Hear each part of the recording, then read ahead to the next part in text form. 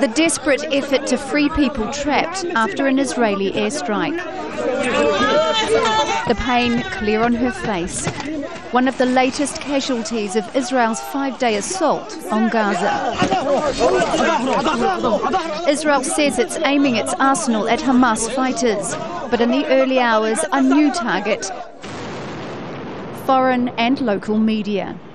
This building, the workplace for British broadcasters ITN and Sky, as well as Dubai Television and Al Arabiya.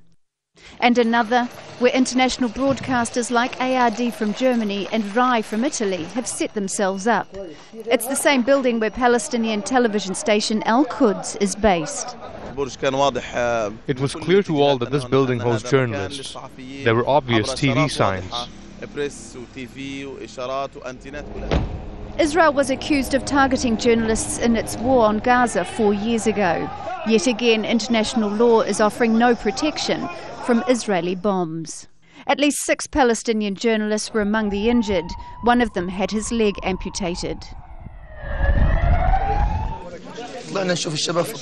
They shelled the buildings. We went up to check on the journalists on the 11th floor. But as we got to the office, the shelling started again. Everybody knows this office is full of journalists. They just kept bombing the building.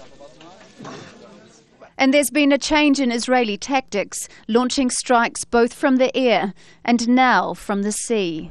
This the headquarters of the National Security Forces.